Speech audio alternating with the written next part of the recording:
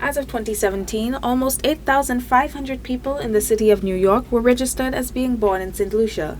The largest city in the United States, which is the largest destination country of the Saint Lucian diaspora, is a critical location that carries significance to the island. Both the SLP and UWP, recognizing the need for outreach to this space, held town hall meetings in New York over the weekend. I want you to tell your people in Saint Lucia, do not believe that we've won already. They have to get their ID cards. They have to make sure that their name is on the voters list, because the only way you win elections is by votes. There are currently no provisions that allow St. Lucians living overseas to vote in the general elections. Nonetheless, the sway that friends and family in the diaspora can have on the political actions of those at home has not been overlooked. You must say to your relatives and your friends in St. Lucia that they have to vote. And you, if you can come to vote. Because we need every vote. The SLP's meeting was largely an opportunity for the officials in attendance, including the Honorable Philip J. Pierre, Richard Frederick, Alva Baptiste, and Moses Jean-Baptiste, to inform the audience of the party's achievements and to field questions.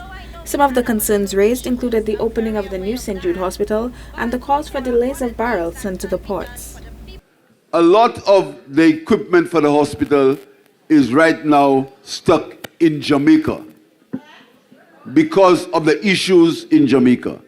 You see, the world is a very small world, and the opposition will want you to believe that St. Lucia exists on its own.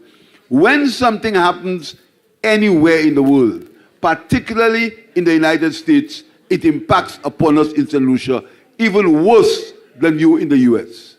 Pierre also took the opportunity to encourage the diaspora to continue their investment in the land that gave them birth, both through communication with their home bases and financial contributions to the country.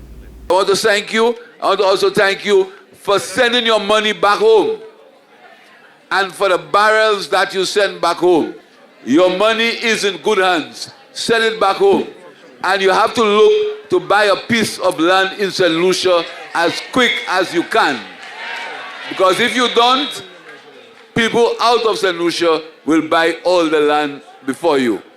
The amendment to the Citizenship of St. Lucia Act of 2024 allows second and third generation St. Lucians, that is, those born overseas but with St. Lucian parents and grandparents, to claim citizenship. While legal provisions have not yet been made for overseas voting, the St. Lucian diaspora appears just as riled up and ready for the December 1st election as anyone back home. For Choice News Now, I am Shyne Savory.